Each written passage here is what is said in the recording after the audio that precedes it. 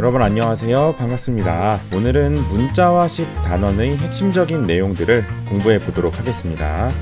자, 문자화식입니다. 중학교 1학년에서 배우는 이 문자화식이 정말 중요한 단원인데요. 단원이 중요한 이유는 여러분들이 앞으로 배우게 될 수학 내용들의 아주 기초적인 개념이기 때문이에요. 여러분들이 1학년 때는 문자화식 단원에서 배운 내용을 기초로 해서 1차 방정식을 배우게 됩니다. 그리고 2학년 때는요, 식의 계산도 하지만 1차 부등식과 1차 함수, 연립 1차 방정식을 배우게 됩니다. 그리고 여러분들이 3학년에 올라가게 되면 이 개념들을 바탕으로 2차 방정식, 2차 함수, 그리고 인수분해, 이와 같이 여러분들이 지금 중학교 1학년 때 배우는 문자식 단원이 앞으로 배우게 되는 수학 개념들의 정말 기초적인 개념이 돼요. 그래서 여러분들이 문자식 단원을 열심히 공부해야 됩니다. 자, 그럼 본격적으로 시작해 보도록 하겠습니다. 사다리꼴의 넓이를 한번 생각해 보도록 할게요. 우리가 초등학생일 때 사다리꼴의 넓이를 배웠었어요. 사다리꼴의 넓이 어떻게 구하나요? 윗변의 길이를 A라고 하고 밑변의 길이를 우리가 B라고 해보겠습니다. 그리고 높이도 필요하죠. 높이를 H라고 해보겠습니다. 만약에 사다리꼴의 넓이를 글로 설명한다면 윗변과 아랫변의 길이를 더한 값에 높이를 곱한 후 2로 나눈다. 이렇게 얘기할 수 있겠죠. 그런데 이게 말이 너무 길어요. 그리고 이 문장은 한글로 돼 있으니까 한글을 아는 사람만 이해할 수 있겠죠. 그러면 이 문장을 우리가 문자를 이용해서 표현해 보도록 하겠습니다. 문자로 표현하게 되면 이 사다리꼴의 넓이를 S라고 하면 2분의 1 A 더하기 B에 H를 곱한 것, 이렇게 표현할 수 있을 거예요. 문자로 표현하는 것이 훨씬 더 단순하고 간단하죠. 그래서 우리가 문자를 사용하면 좋은 점을 한번 정리해 볼게요. 일단 간단히 나타낼 수 있다. 이게 첫 번째 좋은 점일 거예요. 그죠? 여러분들이 방금 전에 사다리꼴의 넓이를 문자로 표현하는 걸 봤듯이 문자를 사용하면 굉장히 간단하게 나타낼 수 있어요. 자, 그리고 두 번째, 언어의 제약 없이 모든 사람들이 이해할 수 있다는 장점이 있어요. 사다리꼴의 넓이를 글로 설명했을 때는 한글을 아는 사람만 이 내용을 이해할 수 있겠죠. 하지만 기호로, 문자로 표현했을 때는 한글을 모르는 사람도 이 내용을 다 이해할 수 있을 거예요. 이러한 좋은 점들이 있기 때문에 문자를 사용해서 식들을 표현합니다. 여기에 문자 사용의 규칙이라고 나와 있지만 이 규칙을 지키지 않는다고 해서 틀리는 건 아니에요. 그래서 사실상 권장 규칙이라고 할 수 있겠습니다. 이렇게 써야 우리가 문자를 올바르게 쓸 수 있다라고 같이 약속을 한 거죠. 자, 그러면 첫 번째부터 한번 살펴보도록 할게요. 곱셈과 나눗셈 기호를 생략한다는 것은 이런 것입니다. 예를 들어서 4 곱하기 x 다 곱셈 기호를 생략해서 이걸 4x로 이렇게 표현합니다. 그리고 a 나누기 5라고 하면 우리는 나눗셈은 역수의 곱셈으로 고쳐서 계산한다고 했죠. 그래서 a 곱하기 5분의 1 이렇게 되니까 결국에는 곱셈 기호를 생략해서 5분의 1 a 이런 식으로 쓸 수 있습니다. 자, 두 번째, 부호 숫자 문자 순서대로 쓴다는 것을 한번 살펴볼게요. 2 곱하기 마이너스 3x라고 생각을 해볼게요. 이 곱셈을 할 때 숫자끼리 곱하면 마이너스 6이 됩니다. 그래서 곱셈을 하게 되면 마이너스 6x 이렇게 쓰게 되겠죠. 여러분들이 이런 결과를 쓸 때 부호 숫자 문자 순서대로 이렇게 쓴다는 걸 기억해 주면 돼요. 그리고 세 번째 규칙은 알파벳 순서로 쓴다는 거예요. 예를 들어서 B 곱하기 C 곱하기 A 이런 식으로 나와 있다. 그러면 여러분들이 곱셈 기호를 생략하면서 문자들을 쓸 때 알파벳 순서로 써주는 것이 좋습니다. A, B, C 이렇게 쓰는 게 좋겠죠. 자, 그리고 마지막, 같은 문자의 곱은 거듭제곱으로 표현해 줍니다. 예를 들어서 a 곱하기 a 곱하기 a 곱하기 b 곱하기 b 이런 식으로 나와 있을 때는 a는 3번 곱해져 있으니까 a의 세제곱 이렇게 거듭제곱으로 표현하고요.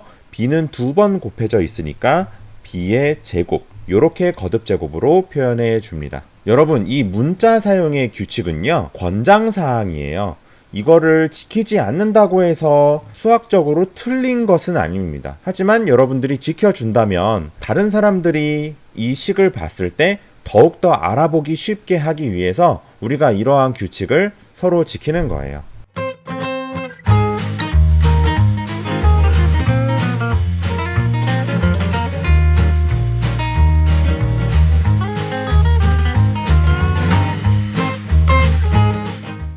어때요? 어렵지 않게 해결할 수 있었죠? 그럼 답을 한번 살펴보겠습니다. 강아지는 다리가 몇 개죠? 강아지는 다리가 4개고요. 병아리는 다리가 2개입니다. 그러면 강아지 A마리가 있으면 강아지 다리는 4 곱하기 A만큼 있을 거예요. 그리고 병아리가 B마리가 있으면 병아리 다리는 2 곱하기 B만큼의 병아리 다리가 있겠죠. 자, 이거를 더해주면 총 다리 개수의 합이 나오겠죠. 그래서 곱셈기호를 생략하고 우리가 문자를 쓰기로 했으니까 곱셈기호를 생략하고 표현해주면 됩니다. 자, 그러면 4 곱하기 A는 4A로 쓰면 되겠고요. 2 곱하기 B는 2B로 써주면 되겠죠. 자, 여러분, 여기서 주의할 점은 우리가 곱셈기호나 나눗셈기호는 얼마든지 생략하고 표현할 수 있지만 덧셈기호나 뺄셈기호는 절대 생략하면 안 돼요. 알겠죠? 자, 다음으로 알아볼 개념은 대입과 시계값이라는 개념을 알아보겠습니다. 먼저 대입은 뭐냐면요, 문자에 어떤 수를 바꾸어 넣는 것이에요. 예를 들어서 이러한 식의 x에 5를 대입한다고 했을 때 x 대신에 그대로 5를 집어넣기만 하면 됩니다. 여러분들이 문자에 숫자를 대입할 때 주의할 점은 생략됐던 곱셈 기호를 다시 써줘야 됩니다. 생략됐던 곱셈 기호를 다시 써주지 않으면 여러분들이 나중에 계산하다가 혼동이 올 수 있어요. 그렇기 때문에 문자의 숫자를 대입할 때는 생략됐던 곱셈 기호를 다시 꼭 써주세요. 자, 시계값은 이런 식으로 문자에 어떤 수를 넣어서 대입하여 계산한 결과, 이것이 바로 시계값입니다. 시계값 문제를 여러분들이 해결할 때는 주의할 점이 있어요. 음수를 대입할 때는 괄호를 사용해줘야 된다는 겁니다. 예를 들어서 x는 마이너스 3을 x제곱 빼기 4에 대입을 해 볼게요. 그러면은 x가 지금 마이너스 3이니까 음수잖아요. 음수를 대입할 때는 우리가 이런 식으로 괄호를 쳐서 대입을 한다는 거예요. 마이너스 3을 대입할 때 이렇게 괄호를 쳐서 대입한다는 거. 그래야 여러분들이 헷갈리지 않고 계산을 정확하게 할 수 있습니다. 자, 다음으로 우리가 알아볼 개념은 다항식, 단항식 개념이에요. 먼저 다항식은 한 개의 항 또는 여러 개의 항의 합으로 이루어진 식을 말합니다. 예를 들어서 4x 더하기 1 뭐 요런 거, 4x 요런 거 한 개의 항으로 되어 있다고 하더라도 다항식이죠. 5a 더하기 2b 이런 것들이 전부 다항식입니다. 자, 단항식은 이름에서 여러분들이 알 수 있듯이 다항식 중에서 한 개의 항으로만 이루어진 식을 말해요. 예를 들어서 4x 같은 거, 5a 같은 거, 이렇게 항이 하나로만 이루어져 있는 식이 바로 단항식입니다. 자, 이렇게 다항식을 하나 가져왔는데요. 이 다항식에서 반드시 알아야 하는 용어들을 몇 가지 소개해 주도록 할게요. 덧셈과 뺄셈으로 연결된 문자와 숫자의 곱, 이러한 것들을 우리가 하나하나를 뭐라고 부르냐면 바로 항이라고 부릅니다. 그럼 각각의 항들을 보면 문자가 있는 항도 있고 없는 항도 있죠. 문자가 없는 항, 이러한 항을 상수항이라고 부릅니다. 그리고 문자가 들어있는 항들에서 문자의 앞에 곱해진 숫자들이 이렇게 있어요. 이러한 숫자들을 우리가 각 문자의 개수라고 불러요. 이러한 숫자들은 개수입니다. 이 개수들을 각각을 하나하나 따로따로 부를 수도 있어요. x제곱 앞에 곱해져 있는 숫자는 x제곱의 개수라고 부르고요. x 앞에 있는 숫자는 x의 개수, y 앞에 있는 숫자는 y의 개수라고 부릅니다. 그래서 좀 더 구체적으로 들어가면 이 다항식의 경우에는 x제곱의 개수는 3, x의 개수는 8, y의 개수는 -4 이렇게 각각의 개수들을 따로따로 부를 수도 있습니다. 어떤 항에서 문자가 곱해진 개수를 그 문자에 대한 항의 차수라고 부릅니다. 그래서 이 첫 번째 항 같은 경우에는 3x제곱이죠. x가 2번 곱해져 있으니까 이 지수에 해당하는 이 숫자가 바로 차수가 되는 것입니다. 간단하죠? 이런 식으로 우리가 항, 상수항, 계수, 차수라는 용어들을 한번 알아봤어요. 1차식 개념을 한번 살펴볼게요. 아까 차수라는 개념을 배웠죠? 차수는 문자가 곱해진 개수였어요. 그런데 그 차수가 1차라는 건 무슨 뜻일까요? 항의 문자가 한 번만 곱해져 있다는 뜻입니다. 그래서 1차식은 차수가 1인 다항식을 말합니다. 예를 들어서 차수가 1인 다항식은 x 더하기 1 이게 바로 차수가 1인 다항식이죠. 또 한번 적어볼까요? 5y 더하기 2 이런 것도 차수가 1인 다항식입니다. 왜냐하면 문자가 한 번만 곱해져 있기 때문이죠. 자, 동류항은 문자와 차수가 각각 같은 항을 말해요. 그래서 예를 들어서 x제곱과 3x제곱은 서로 문자도 같고 차수도 같아요. 그래서 x제곱과 3x제곱은 동류항입니다. 5a와 -3a 이것도 문자도 a로 같고 차수는 둘 다 1차로 같죠. 그래서 5a와 -3a는 동류항입니다. 자, 문자와 차수가 각각 같은 항이 동류항인데 그럼 문자가 없는 상수항도 있잖아요. 상수항 같은 경우에는 전부 다 동류항입니다. 여러분들이 1차식을 계산할 때 여러 가지 경우들이 있을 거예요. 그 경우들을 한번 천천히 살펴보도록 하겠습니다. 첫 번째 경우는 단항식과 수의 곱셈과 나눗셈이에요. 여러분, 나눗셈은 나누는 수의 역수를 곱해서 계산하면 됩니다. 그러니까 나눗셈을 곱셈으로 바꾸어서 계산하면 돼요. 예를 들어서 2a와 5의 곱이다.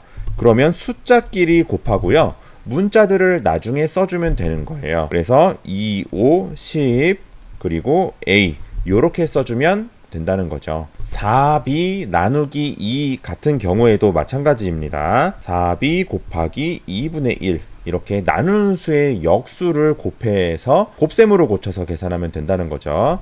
자, 그러면 숫자끼리 또 계산을 해주면 4b 곱하기 2분의 1은 4 곱하기 2분의 1이 2니까 2b 이렇게 쓸 수 있습니다. 다항식과 수의 곱셈 또는 나눗셈이에요. 이것도 역시 마찬가지로 간단합니다. 나눗셈은 곱셈으로 고쳐서 계산하면 되죠. 자, 여기에서 새로 여러분들이 알아야 하는 개념은 바로 분배 법칙이에요. 다항식과 수의 곱셈을 계산할 때 수를 곱할 때 하나의 항에만 곱하는 게 아니라 다항식으로 묶여있는 모든 항에 다 곱해줘야 합니다.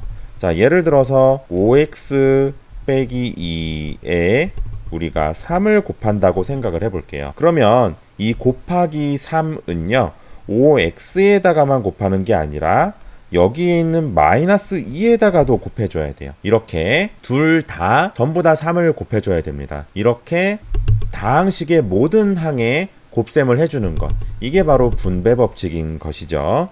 자, 그러면 분배 법칙을 적용해서 우리가 문제를 해결해 보면 5x 곱하기 3은 숫자끼리만 곱하면 되니까 15x 이렇게 쓸 수 있고요.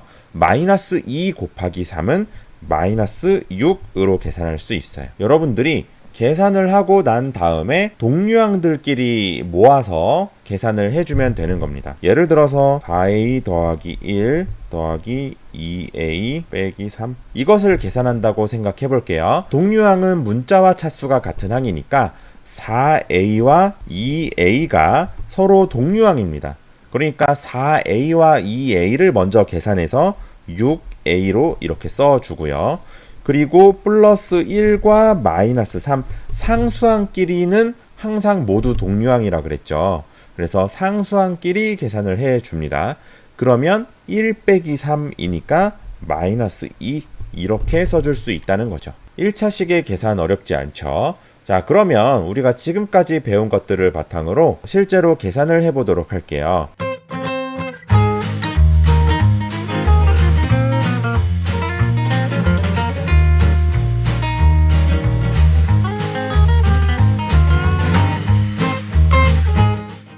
어렵지 않게 해결할 수 있었죠. 자, 7x 더하기 9 마이너스 3x 더하기 9 이걸 한번 계산해 볼게요. 자, 그러면 우리가 이런 식을 계산할 때는 먼저 괄호를 다 푸는 게 중요해요. 자, 괄호를 먼저 풀어 보겠습니다.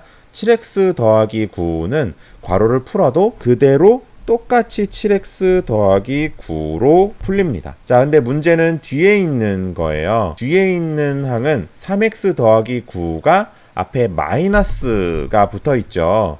그래서 우리가 이런 걸 풀 때는 마이너스를 이렇게 분배해 줘야 됩니다.